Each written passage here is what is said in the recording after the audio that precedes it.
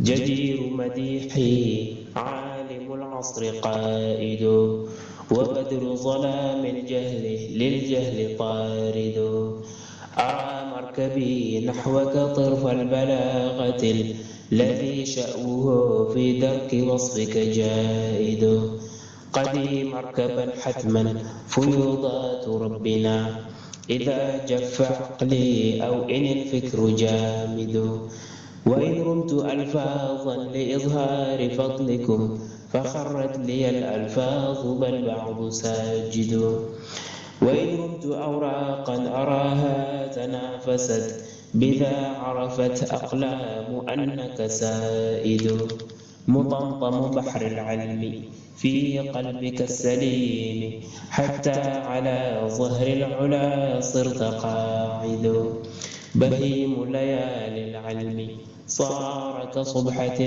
لتبيانكم غرا وحتى الأساود فتاويك قار للمسائل مطفئ صلاء لها للجاهلين مرافد.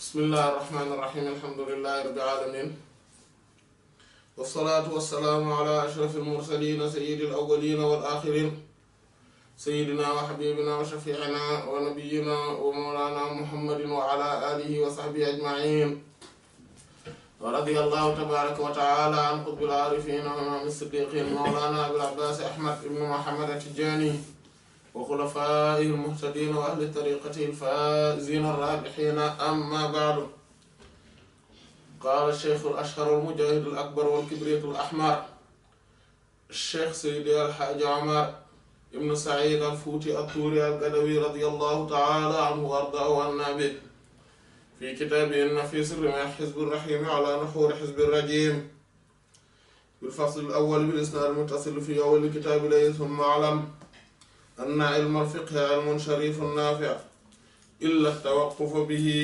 التوقف معه مع وجود الإنكار يضر صاحبه ضررا عظيما كما تقدم إلى آخره.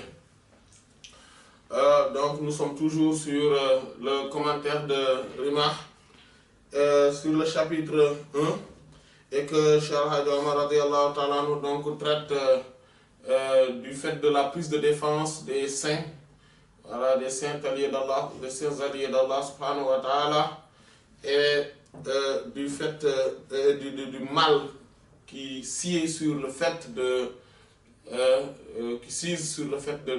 les contredire et d'être dans la dénégation ou d'avoir une quelconque hostilité envers eux. Et la grandeur du fait de prendre leur défense et d'aller dans le sens. Donc il dit que donc nous avions vu lors de la séance précédente les différentes formes de dénégation, ou plutôt les différentes causes de la dénégation et du fait de contredire les saints. Et que nous avions vu qu'il n'y a que la dernière, c'est-à-dire le fait d'être dans l'hostilité totale, dans l'animosité totale, dans l'inimité totale envers ces saints, qui n'a pas de solution. Toutes les autres causes ont des solutions. C'est-à-dire, dès qu'on voit la vérité, donc dès qu'on identifie la vérité, dès qu'on se rend compte qu'on s'était trompé, donc par rapport à l'opinion ou à l'avis qu'on avait vis-à-vis de ce saint, on change d'avis. Mais si la cause de la dénégation et de la contradiction, c'est une hostilité, une inimité, une jalousie, l'orgueil, etc., on ne changera pas d'avis. Et c'est ça, malheureusement, qui est arrivé à Iblis, par exemple. Et tous ceux qui sont dans son sillage, voilà, parmi les ennemis d'Allah, de son prophète, sallallahu alayhi wa sallam, et de ses saints alliés. Et il dit, Souma puis alam, sache que, ilm al-fiqh, la science de la jurisprudence ou de la législation islamique. Vous savez, là, Cheikh Hadj Omar radiyallahu ta'ala anhu parle d'une chose extrêmement importante. parce qu'il a voilà, rapporté beaucoup de paroles des saints, il a voilà, fait ses analyses pertinentes sur cette question ou cette problématique de la dénégation et de la contradiction vis-à-vis des saints. Seulement, là, il est en train de revenir sur un point essentiel. Parce qu'on voit que la plupart du temps, il y a ceux qui ont appris, ceux qui sont des, voilà, qui sont des étudiants, qui ont fréquenté les écoles et ont fréquenté les livres, souvent, s'ils ne sont pas dans une certaine spiritualité, sont tentés à être dans la dénégation des saints. Voilà. Parce que aussi, il avait dit, parce que parfois, il y a plusieurs raisons. Il y a le fait de voir que ceux qui se réclament de la sainteté, ou plutôt de leur voix, parfois ne se conforment pas à la voix, à la réalité de ces voix, et qu'il y en a de plus en plus. Il y a cela. Il y a le fait qu'ils ne connaissent pas l'étendue de la réalité des propos ou des comportements des saints, ou bien ils ne comprennent pas, ils n'arrivent pas à voir que eux, ils n'ont pas un certain niveau dans la spiritualité et que eux, ils sont plongés dans les océans de cette spiritualité-là. Et donc, tout cela fait que il est difficile à quelqu'un qui a appris, ou bien plutôt a fréquenté les livres, les écoles, sans fréquenter les maîtres éducateurs, ceux qui sont dotés d'une moralité éminente, et ceux qui sont dotés également, ou voilà, qui sont doués d'une spiritualité élevée. Voilà. S'ils ne les ont pas fréquentés, ils n'arrivent pas à détecter le problème. Ils n'arrivent pas à comprendre pourquoi ils ne doivent pas se comporter ainsi vis-à-vis des saints. Ils ne vont pas comprendre les propos des saints et certaines réactions et agissements de ces saints. Donc c'est ce qui fait que, il dit que donc, et ces gens-là sont les plus difficiles à éveiller. Parce qu'eux, ils se disent que moi j'ai appris. Voilà, j'ai appris. J'ai fréquenté les écoles. J'ai fréquenté les universités. J'ai fréquenté les livres. Je sais. Moi, je sais. Voilà. Donc, il ne peut pas imaginer qu'il n'a pas encore un certain niveau. Il ne peut pas imaginer qu'il n'a pas, qu'il n'aperçoit même pas les lueurs de ces saints-là. Voilà, la poussière, voilà, de ces saints. Et c'est là où se trouve le problème. Donc, quand on est dans une... Quand on n'a pas ce niveau-là, quand on n'a pas fréquenté un maître qui allie, et c'est important, qui allie les sciences exotériques et les sciences ésotériques, on est dans la perdition. On n'arrive pas à comprendre. C'est pour cela que l'imam Malik, rahmahullah, disait que celui qui est que dans la jurisprudence, dans la législation, donc dans ce cadre carré et exotérique, lui, et qu'il n'a pas, qu'il n'est pas dans la spiritualité, qu'il n'est pas, qu'il n'a pas une initiation spirituelle, soufi, celui-là va devenir un pervers. C'est pour cela qu'on parle de ces oui, souvent, oui, voilà, ils ont appris, etc. Et pourtant, ils ont un comportement que ne les envie point ceux qui n'ont jamais fréquenté les écoles et les livres. Voilà, ça c'est une. La deuxième chose, c'est qu'il dit que maintenant, celui qui est versé dans l'initiation spirituelle, mais qui n'a pas fréquenté, ou bien qui n'a pas appris le fiqh, c'est-à-dire donc la jurisprudence, la législation islamique, les sciences exotériques, lui, il va devenir un syndic, un manichéiste. C'est un manichéiste, donc c'est quelqu'un qui est plus grave même que le pervers. Parce que lui, il va être, en fait, il va prétendre être quelqu'un de très spirituel, quelqu'un de très grand, quelqu'un de très élevé et qui comprend des réalités seigneuriales que les autres n'ont pas compris. Il n'a pas besoin donc d'être conforme à la législation. Il n'a pas besoin d'être conforme au Coran, à la Sunna, en tout cas sa partie exotérique. Et il va dévier. Il va se verser dans l'illicéité et il va se verser dans la perversion tout en réclamant des hauts niveaux spirituels. Cette personne-là, parfois, ne croit réellement même pas en Allah et en son prophète, parce que son cœur est scellé, complètement scellé. Et il se prend pour quelqu'un qu'il n'est pas. Et il va devenir un manifeste, et il va manipuler tous ceux qui ont une intelligence faible. Les faibles d'esprit, il va les manipuler. Et il va les verser dans la perversité davantage et encore davantage. C'est pour cela que... et il dit, l'imam Malik rahimahullah poursuit en disant que celui qui regroupe les deux, c'est-à-dire les sciences exotériques et les sciences ésotériques, voilà, la législation, la jurisprudence et l'initiation spirituelle, Soufi, c'est celui-là qui est dans la réalité de ce qu'avait amené le prophète Mohammed sallallahu alayhi wa sallam. Voilà, c'est celui qui est dans la réalité. C'est celui qui incarne même la réalité de l'islam dans toute sa splendeur et dans toute sa grandeur. Et là, Cheikh Hadji Omar radiyallahu ta'ala anhu parle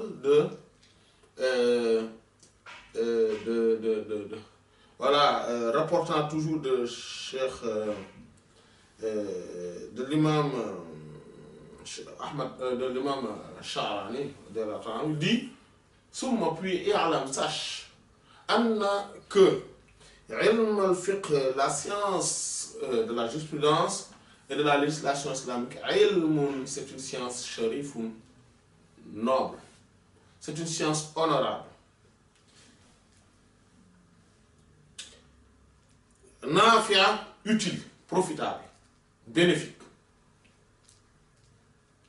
Illa, sauf que at-tawaqquf ma'ahu, le fait de se lier, d'être dans cette science-là, de se lier à cette science-là, le fait de se plonger dans cette science-là, ma'a wujud al-inkar, avec l'existence de la dénégation et de la contradiction, c'est-à-dire le fait d'être dans cette science, de verser dans cette science, et être toujours dans la contradiction, dans la dénégation, yadurru, nuit, sahibahu, son détenteur, son possesseur, dararan, d'une nuisance aziman, énorme. Il va le nuire énormément. Voilà. Kama taqaddam, comme cela a été dit précédemment.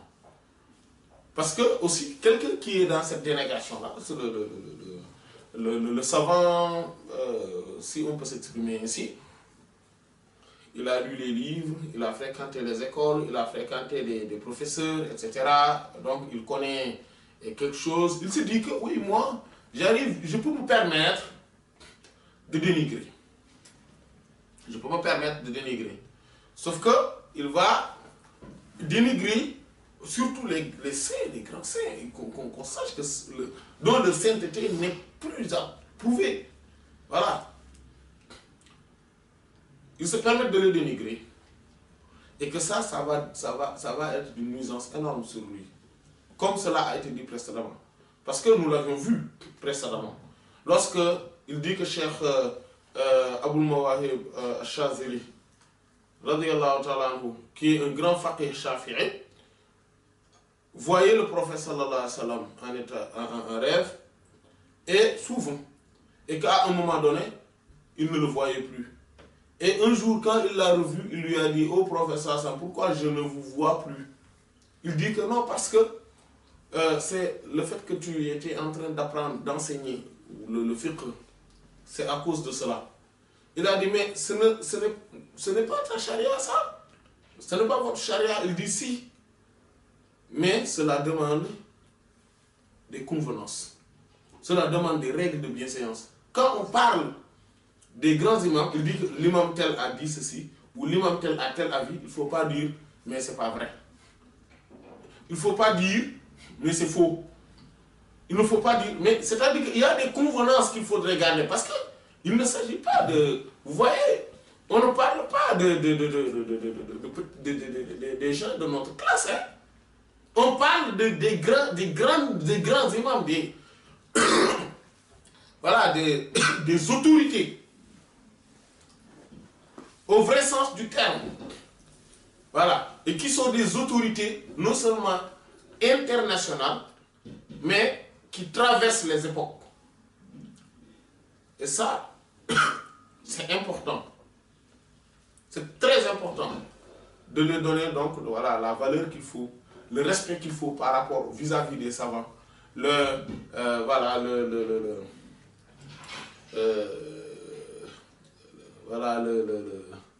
le fait de les honorer, voilà, de les vénérer, la vénération qu'il faut voilà, vis-à-vis des savants. Et ça, beaucoup n'ont pas cette mentalité-là. Quand ils parlent des savants, c'est comme s'ils parlaient à monsieur tout le monde. Pour eux, comme on peut dire, le politicien tel a dit telle chose, etc., l'autre lui a répondu telle chose, en fait, ils se comportent de la même manière quand ils parlent des religieux. Il a dit telle chose et l'autre lui a répondu telle chose. Ou il a dit telle chose et l'autre n'était pas d'accord sur cet avis. Il a dit telle chose. Déjà, vis-à-vis des politiques, on voit le résultat que cela a amené, c'est-à-dire une semi-anarchie. Voilà. Chacun peut dire ce qu'il veut sur le dos de qui il veut, sans se soucier du fait que cette personne-là, dont on est en train de parler, a une famille, a des enfants, etc., à quelqu'un, c'est quelqu'un quand même qui mérite quand même un minimum de respect, même si ce qu'il a dit, ce qu'il a fait, ce n'est pas louable, mais quand même, il mérite un respect. Mais quand on parle de gens, voilà, quand on vient dans le domaine religieux, c'est encore pire. C'est encore pire. Voilà. On parle de vrais savants, mais comme si on parlait à monsieur tout le monde. Et c'est comme si cette personne-là, ce savant-là, n'a même pas de mérite. Il n'a même pas de réputation à défendre. Il n'a même pas... Voilà, il ne mérite aucune estime. Et c'est là où se trouve la gravité. Donc c'est pour cela que le fait de verser dans cette forme de science critique, plutôt, voilà, une science critique, une science où on se permet de donner des avis, d'être dans une forme de débat et de discussion, voilà, voilà, c'est ça la gravité. C'est-à-dire qu'il faudrait cela, oui, mais il faudrait également, donc c'est profitable, c'est une science noble, mais il faudrait également les convenances qui vont avec, les bonnes manières spirituelles qui vont avec, les règles de bienséance à observer avec. Voilà.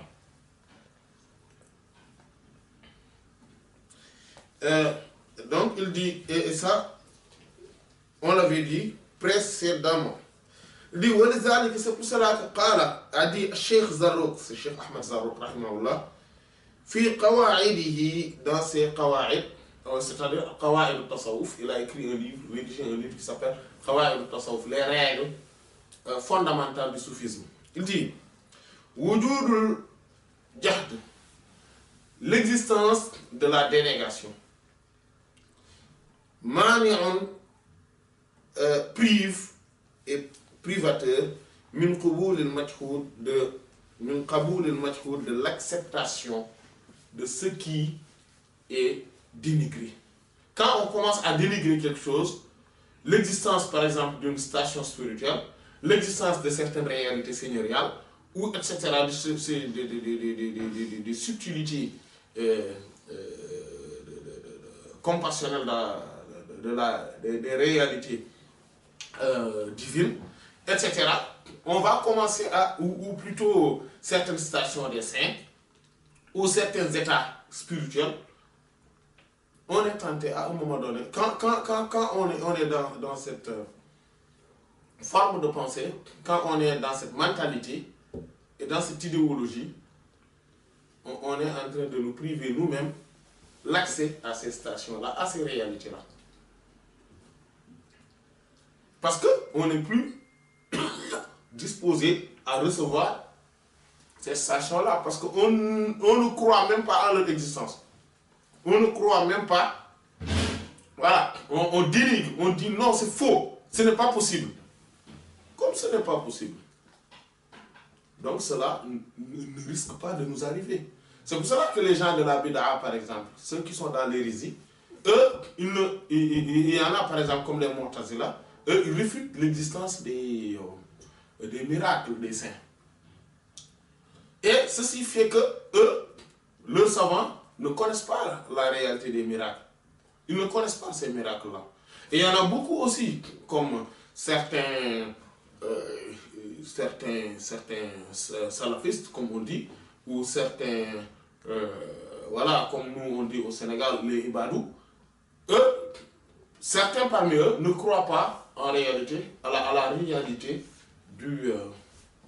des miracles.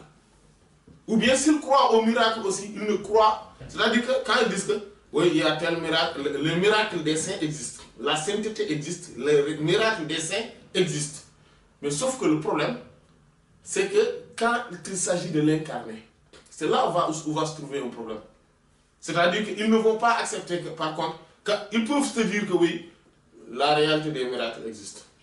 Ça fait partie de nos foi. Parce que la réalité de la sainteté aussi existe. Ça fait partie de notre foi. Maintenant, par contre, on ne peut pas dire que tel est un saint.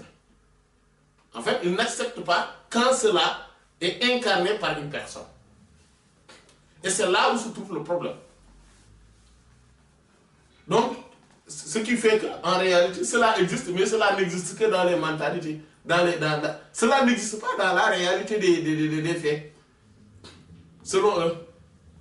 Parce que personne ne l'incarne. Finalement, cela n'existe plus réellement. Et c'est là où se trouve le problème.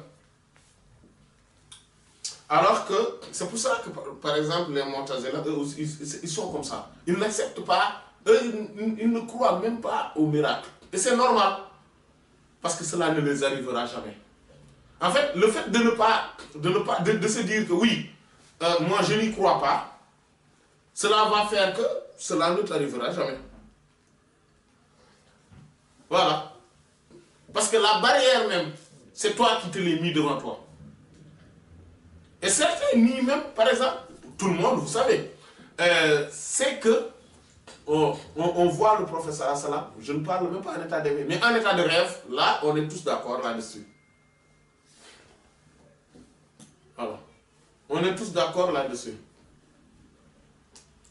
Mais ce dont on n'est pas d'accord, c'est que quand quelqu'un dit que moi j'ai vu le prophète sallallahu alayhi wa sallam en rêve, là tout le monde, ah non, c'est que le prophète aussi, en fait, on ne le voit pas comme ça, en rêve, non, mais en fait, bon, c'est vrai, c'est un don divin.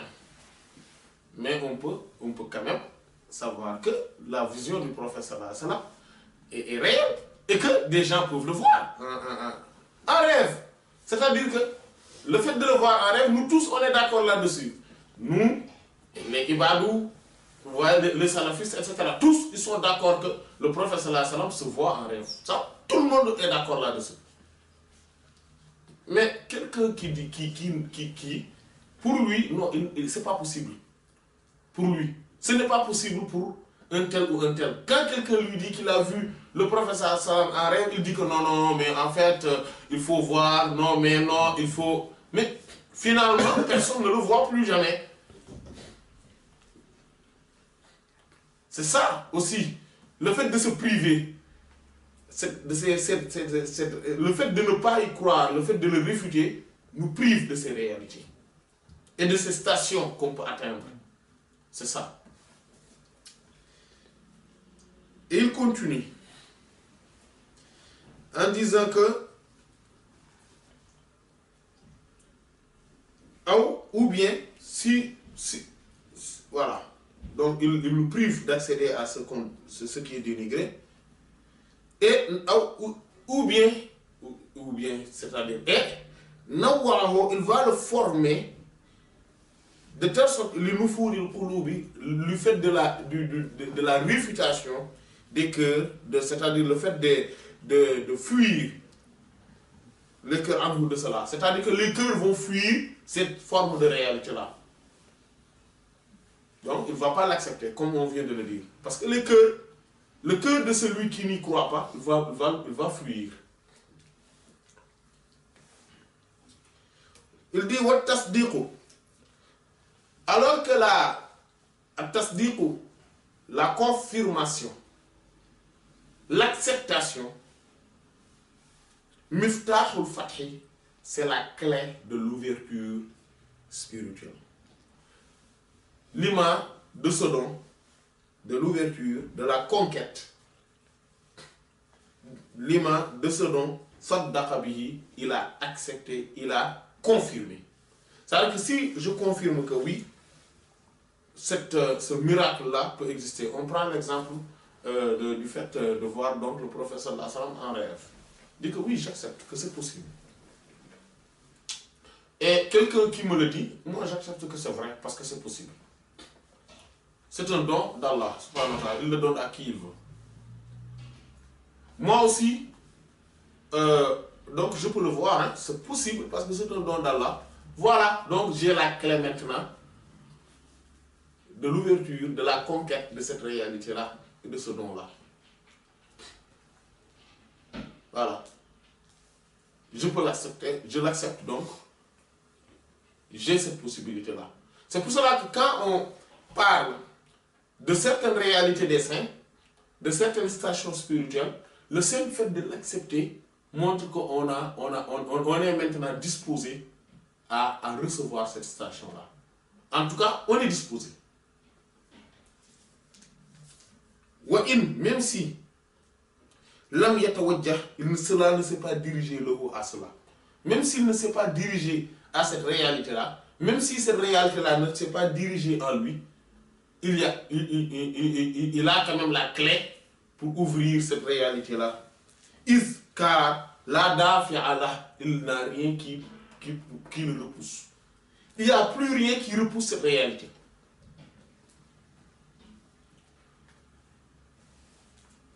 Il dit, c'est pour ça que celui qui se verse, celui qui se verse, qui se dresse,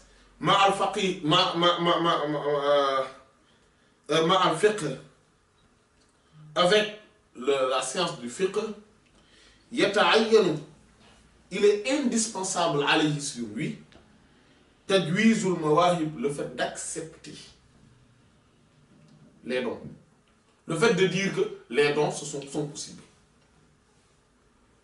Et que quand on nous parle de cette histoire, parce que pourquoi il parle du fiqh? Parce que le fiqh a une particularité. Quand on est dans le fiqh, rien que dans le fiqh, et purement dans le fiqh, il est très difficile de croire à autre chose. Parce qu'on est dans des choses carrées. On est juste dans ceci est licite, ceci est illicite. Ceci est bon, non, ça c'est prohibé. C'est comme ça qu'il faut faire ça. Non, on ne le fait pas comme ça. On n'est que dans ça en fait. On n'est que dans cette forme voilà. Et là, c'est une forme de spiritualité, certes.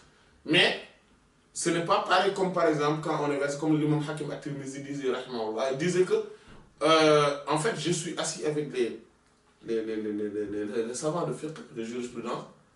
J'ai senti que mon cœur n'était que dans s'il faut faire ça, il ne faut pas faire ça, il faut. En fait, c'était voilà, mon cœur ressentait une forme de religiosité, mais pas de spiritualité.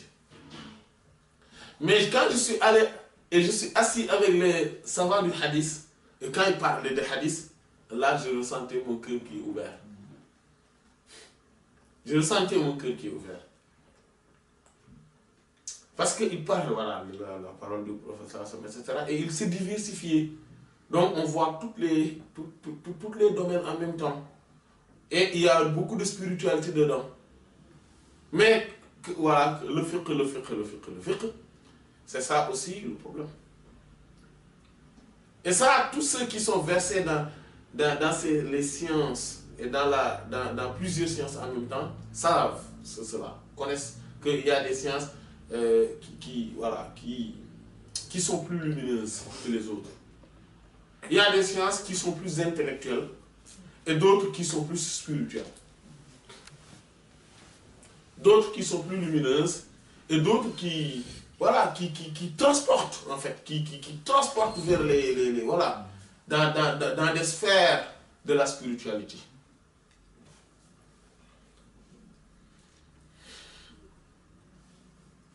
Donc, celui qui est dans le fiqh, donc, il est indispensable pour lui qu'il se dise une chose, que les dons divins sont possibles. Et aussi l'ouverture spirituelle, ouverture illuminative, les illuminations sont possibles min ghayri taqyid, sans aucune restriction, bizamanin, par le temps, wala makan, ou par l'espace, par le lieu, la localité. Wala aynin, ni entité. C'est-à-dire, on ne peut pas dire que oui, pour avoir certains dons ou pour avoir certaines ouvertures illuminatives, il faudrait vivre dans telle époque. Non. On ne peut pas dire que aussi pour les avoir, il faudrait vivre dans telle localité. Non. Et il ne faudrait aussi pas dire qu'il n'y a que tel ou tel et tel qui peuvent avoir ces dons-là. Non. Tout le monde peut l'avoir. Au moment où il n'y a que Allah qui le donne. Et personne ne se le dote. Personne ne se le dote. Il n'y a que Allah qui le donne. Donc c'est possible pour tout le monde. Voilà. Comme Cheikh Ahmad Moubarak avait dit au dénégateur, regardez, si aujourd'hui Allah subhanahu wa ta'ala a la capacité,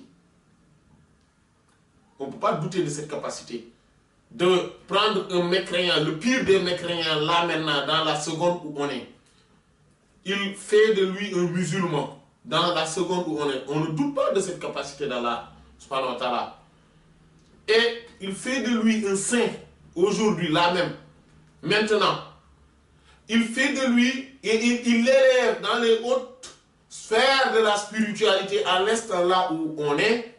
Maintenant, quelle autre règle pourrait-on mettre pour parler de don d'Allah et de sainteté ou d'ouverture spirituelle? On n'en a plus de règles. Parce qu'à l'instant où on est, Allah pour prendre le pire des mécréants de cette terre, faire de lui un musulman, faire de lui un saint, maintenant là, et l'élever dans leur sphère de la spiritualité sans aucune cause. C'est pour cela qu'en règle de sainteté, en règle de don d'Allah subhanahu wa ta'ala et d'ouverture spirituelle, la règle c'est qu'il n'y a pas de règle. Voilà. Et personne ne peut faire accéder à Allah à part lui-même. Il n'y a rien d'autre. Donc il n'y a aucune restriction. Et cette possibilité-là, il faut que le juriste se le mette dans la tête.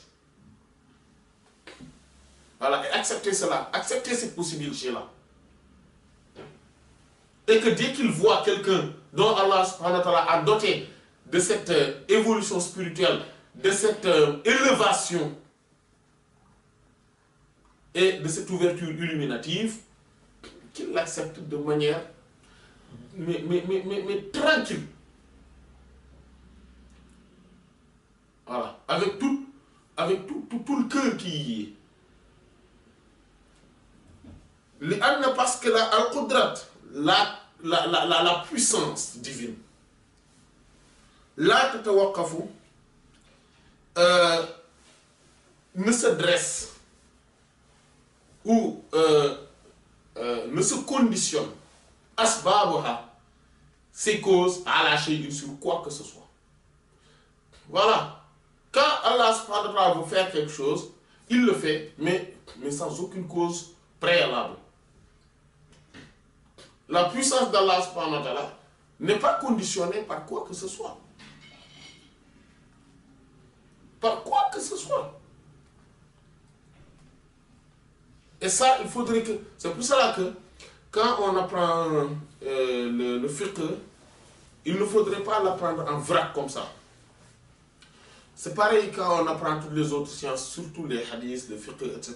Tout ça. Il faudrait les apprendre avec aussi de la spiritualité.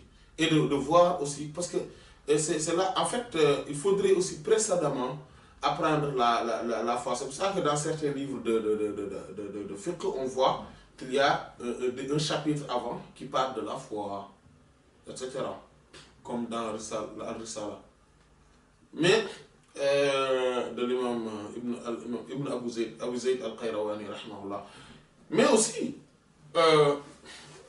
il faudrait apprendre, c'est pour ça que aussi le Mukhtasar de l'imam al-Akhdari, rahimahullah, au début, il a parlé de cette de l'obligation donc d'authentification de cette foi, mais aussi il a parlé de beaucoup de moralité, de formes, de choses que le croyant doit avoir avant d'entrer même dans la tahara, dans la purification légale et exotérique. Voilà, il a parlé donc de la purification même du cœur. Et c'est important. Il faudrait d'abord purifier le cœur, il faudrait avoir une certaine convenance, il faudrait observer cette règle de bienséance, etc. Et ça, il faudrait que le professeur lui-même inculque cela à ses élèves. Il faudrait que lui-même essaye d'entraîner ses élèves à cela. Voilà. Et de leur faire comprendre qu'il faudrait une spiritualité dans cet apprentissage-là. Et c'est pour cela qu'aussi il faudrait qu'à chaque fois, ils reviennent dans cette spiritualité-là avant qu'ils ne décrochent. Et qu'ils ne soient que dans une logique intellectuelle pure et dure. Comme des mathématiques. Voilà. Même les mathématiques ont un aile de spiritualité. De la spiritualité.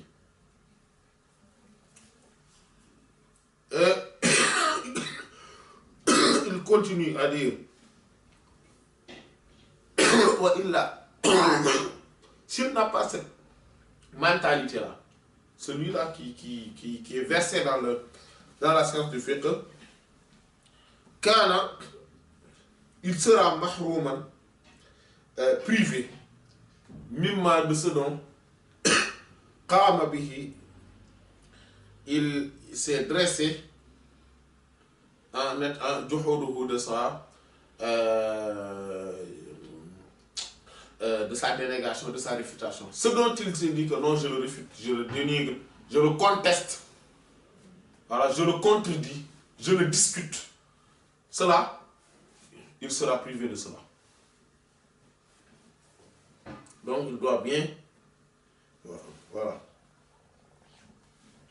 il doit bien, il doit bien donc se munir avant tout, donc de cette conscience, de cette mentalité-là, de l'acceptation de cette spiritualité-là. Il dit summa puis, lui, inistanadda, s'il s'appuie, il a aslin,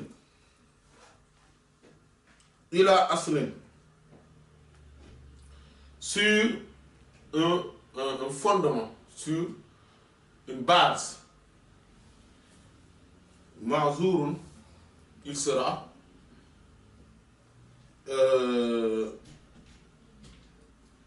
il sera dispensé. Marzour, c'est quelqu'un qui est pardonné. C'est-à-dire qu'on dit que oui, toi, voilà, il sera excusé. Voilà. Parce qu'il aura des excuses. C'est-à-dire que oui, ça montre que ça, ce n'est pas ça. Il sera excusé. Wa illa. Et si ce n'est pas cela, la uzra lahu, il n'aura pas d'excuse bi inkarihi par sa dénégation. Ah oui, parce qu'il n'y a que deux possibilités, qu'on s'appuie sur une base solide ou bien qu'on ne s'appuie pas sur une base solide. Si on s'appuie sur une base solide, on est excusé. Mais le problème, c'est que après, on a des difficultés à se ressaisir. Mais sinon, il ne sera pas excusé. Parce qu'il ne sera pas excusé par sa réfutation, par sa délégation, mais de ce dont là, il n'a pas de science biologique sur cela. Voilà. Donc, Fasalim, soumets-toi. Soumets-toi. Dis, ah, Allah subhanahu wa ta'ala est capable de tout. Taslam et tu seras sauvé. Wallah et Allah ta'ala exalté soit-il, a'lam, c'est davantage. Intaha, fin de citation. Wa qala, il a dit encore, c'est-à-dire Cheikh Ahmed Zarruq, rahimahullah, wa radiya anhu. Al-intisabu, l'affiliation. Mush'irun montre, fait sentir, bi'azamati, de la grandeur de Al-Muntasabu ilayhi, de celui dont on s'est affilié. Quand on s'affilie à quelque chose, cela montre la grandeur de celui dont on s'est affilié. Wal-Muntasabu et Wal-Muntasibu et ce dont on s'est... celui qui s'est affilié, Fihi a en lui Nazarul Muntasab, le regard de celui dont on s'est affilié. Quand on s'affilie à quelqu'un, celui dont on s'est affilié, on nous regarde par rapport à lui. Quelqu'un qui s'est affilié au prophète sallallahu alayhi wa sallam a dit je suis musulman, disciple du prophète sallallahu alayhi wa sallam, on nous regarde par rapport à lui normal. Voilà. Celui qui s'est affilié à un pays, qui est l'ambassadeur d'un pays, quelque part, on le regarde et on regarde tout ce pays à lui. Et par conséquent, Faliza, c'est pour cela, l'azima, il est inconditionnel. Ihtiram, de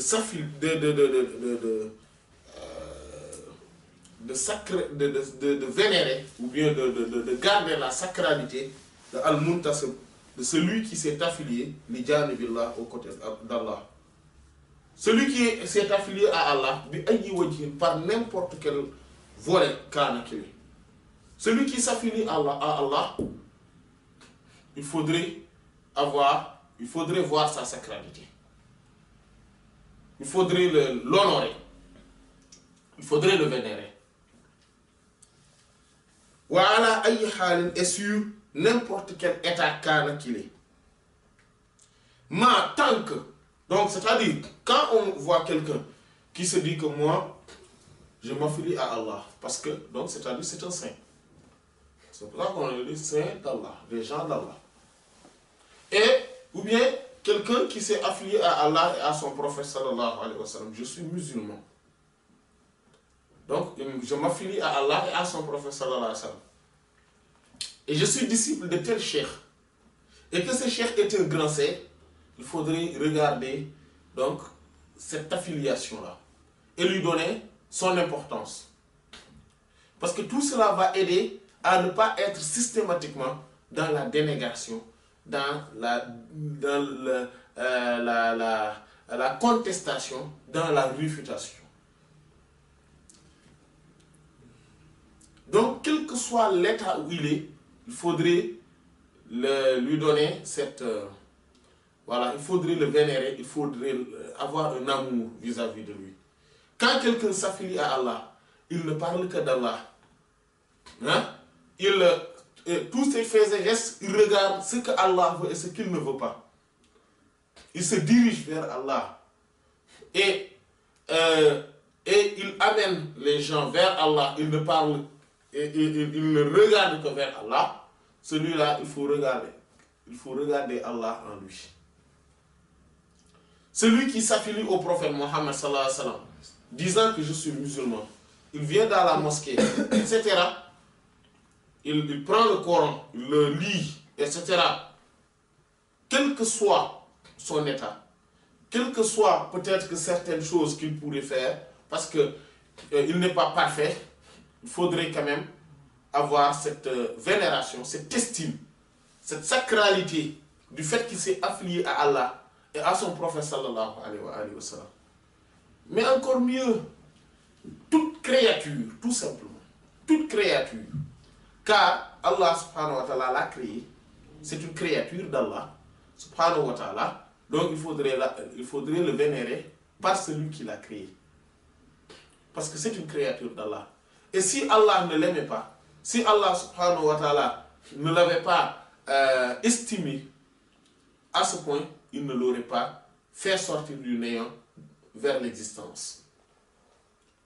C'est pour cela que tout est grand devant Allah et que personne et rien n'est minable, rien n'est petit, n'est insignifiant aux yeux d'Allah.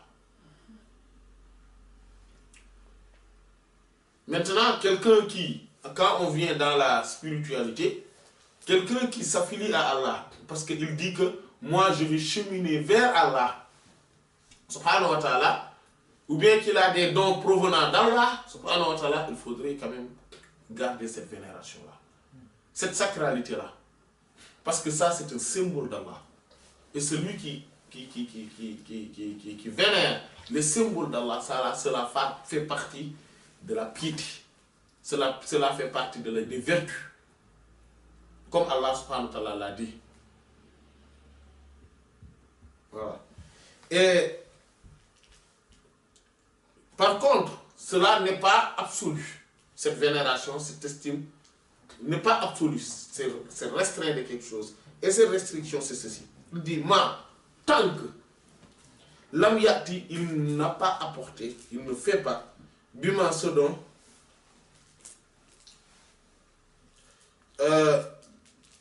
yunkaru, ce dont on puisse le dénigrer, ala ta'zimi,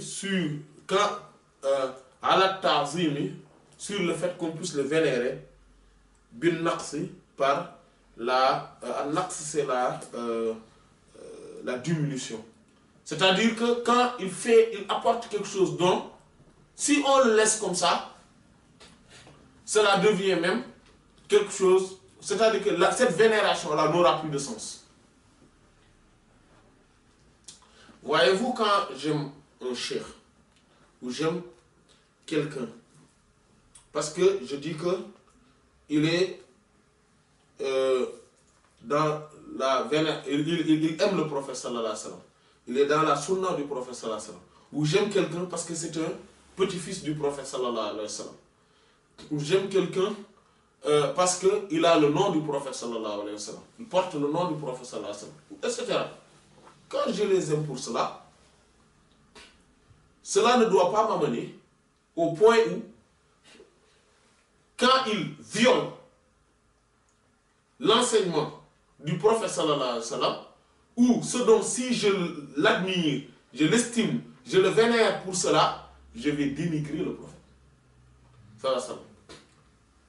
Je ne dois pas faire cela. Parce que cela reviendrait à couper les racines pour préserver les branches. Et ça, ce n'est pas raisonnable. Quand une branche, elle est là, et qu'il faudrait couper soit la racine ou la branche, on coupe la branche et on laisse la racine et l'arbre. Voilà. Donc si j'aime quelqu'un pour ces raisons-là, parce que c'est quelqu'un qui vit dans la sunna du prophète sallallahu alayhi wa sallam, c'est quelqu'un parce que c'est un petit-fils du prophète sallallahu alayhi wa sallam, ou c'est quelqu'un qui porte le nom du prophète sallallahu alayhi wa sallam. Donc je l'aime pour le prophète sallallahu alayhi wa sallam. Donc quand il n'est pas dans le chemin du prophète sallallahu alayhi wa sallam, où il ne l'est plus, mais la vénération tombe.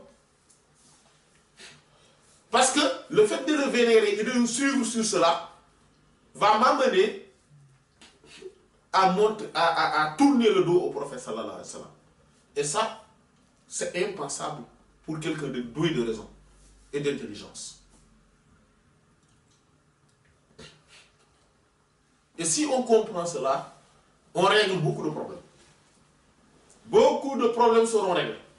C'est pour ça qu'il dit que, il donne un exemple. Il dit que, comme mukhalafat al-sharia, le fait d'être contradictoire avec la charia, sarihan de manière claire. Quelqu'un qui, par exemple, la prière, il ne l'a pas fait.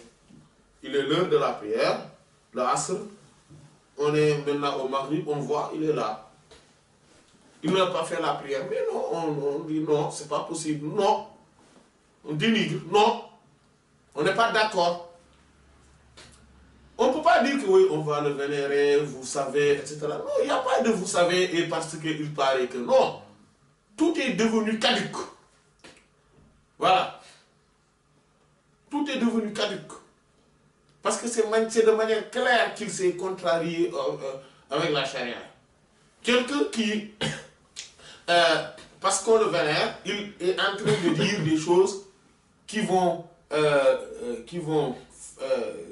c'est comme si qui devient une insulte envers le Coran et la sunna du prophète sallallahu alayhi wa sallam, mais on ne va pas continuer à le vénérer alors qu'il est en train d'insulter le Coran et le prophète sallallahu alayhi wa sallam. Là on dit non, mais c'est pas possible, on n'est pas d'accord, et là on dit on est dans la dénégation. Voilà. Même si lui il dit que oui, je m'affilie à Allah et à son prophète sallallahu alayhi wa sallam, même s'il le dit.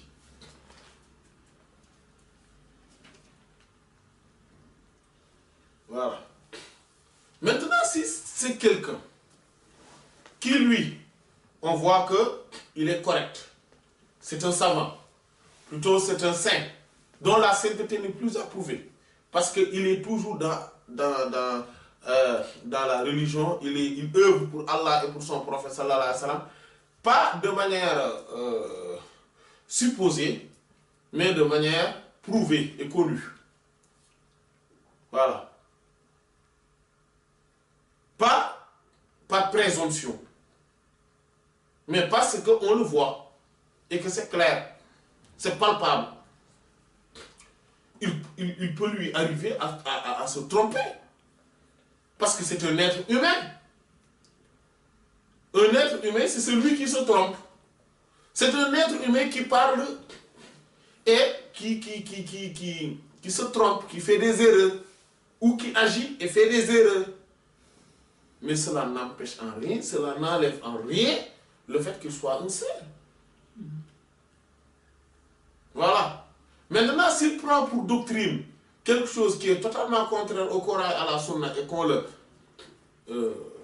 rectifie et qu'il n'accepte pas et qu'il persiste sur cela et signe, tout en sachant que ce qu'il fait et ce qu'il dit c'est contraire au Coran et à la Sunna du prophète sallallahu alayhi wa sallam, Allah, on peut se permettre de le dénigrer. Parce qu'on sait que maintenant c'est fini. On n'a plus rien à... Voilà, même tout en ayant comme intention ou pour intention, le fait que les gens ne soient pas leurrés par son statut. Ne soient pas leurrés par ses propos et par ses faits et gestes. Maintenant, fata'ayyana, donc il sera impératif, indispensable, mura'at de préserver, d'observer nisbatahu, donc son affiliation à son prophète sallam, wa iqamatul haqq, et le fait de dresser la vérité alayhi sur lui. Et de dire ah par contre ça c'est la vérité. Ça ne va pas s'enlever. Mais continuer à le vénérer. Tant qu'on ne voit pas que lui maintenant c'est un manichéiste. C'est-à-dire qu'il se réclame d'Allah et de son prophète sallallahu alayhi wa sallam, ou d'une tariqa, d'une voie de grand maître soufi, qui est un grand saint d'Allah subhanahu wa ta'ala, mais il est totalement contraire à eux.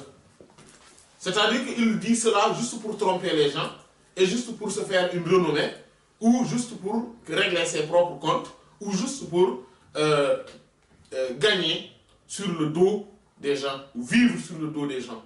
Ça, non, ça, il faudrait dire, mais non, on n'est pas d'accord. Voilà. Et cette personne-là n'a plus d'estime de vénération à observer envers lui. Parce que lui-même, parce qu'en réalité, maintenant, le fait qu'il soit un manichéiste, le fait qu'il soit un pervers sous l'habit de saint est prouvé. Voilà. Maintenant, si quelqu'un le fait par erreur, ou qu'on voit que voilà, ça c'est une erreur, mais que il l'a fait de manière publique, et ce qu'il a dit c'est faux, mais et que c'est publiquement connu, ça, il faudrait quand même continuer à le vénérer en disant par exemple, vous savez, Cheikh tel, ou Oustaz un tel, le professeur un tel, ou voilà, ce grand savant là un tel, voilà, vénérer comme ça. Tout le monde sait que c'est quelqu'un de véridique, c'est quelqu'un de saint, c'est quelqu'un de bienfaisant, c'est quelqu'un, voilà, d'honorable. Cependant, ce qu'il avait dit sur tel point, on ne peut pas être en accord avec lui. Nous, on ne le voit pas de cet œil-là, parce que Allah a dit telle chose dans le Coran, parce que le professeur a dit telle chose, etc. C'est-à-dire qu'il y a toute la manière qui doit accompagner cela, mais il faudrait quand même rectifier. Le annakar, allazi, c'est celui-même, ta'allaka, dont il s'est affilié, il s'est attaché bihi à lui, ou aussi lui-même, c'est-à-dire Allah, allazi qui, amaraho, lui a dit ça, nous a ordonné cela. Donc c'est Allah même qui nous a ordonné, voilà, de dire la vérité et d'appliquer la vérité sur lui. Naam, oui, bien sûr. Yalzamu, il est aussi une condition indispensable, tahqiqa, de bien investir pour retrouver la vérité d'Amrihi, le concernant, fille sur lui. C'est-à-dire qu'il faudrait bien que de bien regarder ce qu'on dit et de bien, oui, de dire que oui, voilà, ça c'est une réalité, ça c'était... Et après, on s'arrête là. Mais avant de l'attaquer aussi, avant de dire que oui, il faudrait qu'on reparle, ou bien plutôt qu'on reconfirme la vérité, il faudrait bien regarder ce qu'on dit, pour voir si réellement c'est lui qui a dit cette chose-là, si réellement c'est lui qui a fait cette chose-là, si réellement, voilà, il faudrait tout cela. Avant qu'on attaque avant d'attaquer quelqu'un, il faudrait d'abord il faudrait d'abord que cela soit évident, clair et manifeste que c'est lui qui a dit et fait telle chose. On ne peut pas venir l'attaquer sur des rumeurs. Voilà. Comme nous, beaucoup d'entre nous le font. Ils ont des rumeurs sur un tel chef et ils commencent à l'attaquer. Alors que non. Il faudrait des choses claires, nettes, des supports très clairs, non falsifiés et certifiés. Voilà. Et sinon, Ada retournera à Dara les nuisances. Donc les nuisances vont retourner à la Mu'aridihi sur son contradicteur. Pourquoi? Parce que son objectif, parce qu'il a pour objectif, le fait de manquer de respect, muntasibun, celui qui, ou bien d'offenser, voilà, plutôt d'offenser, de violer, muntasibun, celui qui s'est affilié, à côté de quelque chose de grand, c'est-à-dire d'Allah, de l'énorme Allah subhanahu wa ta'ala. Le mujradi, par la simple hawa, par sa simple passion. Le mujradi hawa, par sa simple passion. Voilà. Parce que tout simplement, il est passionné. Il va attaquer tel ou tel cheikh. Il va attaquer telle ou telle personne. Mais non, c'est pas comme ça. Il va attaquer tel ou tel musulman. Non, il ne faudrait pas faire cela. Il faudrait s'assurer que ce dont on est en train de lui reprocher, c'est lui-même qui l'a fait. Et que aussi, ce dont on lui reproche, c'est quelque chose de clair et net dans la charia. Et qu'il n'y a pas de divergence là-dessus. Famine Samma. Et c'est de là exactement. Tadarrara, que c'est nuit. Kasirun, beaucoup. Mimman parmi ceux dont Yata'arradu, qui s'expose à dénigrer à ceux qui s'affilent à Allah. C'est là où beaucoup se sont exposés à des pluies de nuisances. Car, pourquoi? Parce que sciemment, ils sont là, ils parlent, ils vont attaquer les saints par des rumeurs, par des choses dont ils ne connaissent pas, et par des choses qui ne sont même pas, en fait, dont il y a divergence là-dessus. Voilà. Parce que tout simplement, il y a la passion qui est là, on est passionné, on va parler. Qu'Allah nous préserve. Et même si, par ailleurs, ils sont ils ont la vérité. Même s'ils disent la vérité, que ça c'est pas normal, tout ça, mais ils ne se sont pas assurés, ils ne se sont pas assurés de la réalité de ce qu'ils dénoncent.